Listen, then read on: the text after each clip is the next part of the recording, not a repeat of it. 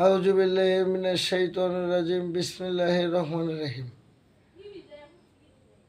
আমি আরম্ভ করিতেছি আমার আল্লাহ পাকের নামের উপর এবং তার পেয়ারা হাবিব আহমদ মোহাম্মদ মুস্তফা হুজুর পাক সাল্লাল্লাহু আলাইহি সাল্লামের রওজা পাকের উপর ভিত্তি রেখে এবং সালাম ভক্তি রেখে আহলে বায়াত পাক পাঞ্জাতনের উপর ভক্তি শ্রদ্ধা রেখে এই পৃথিবীতে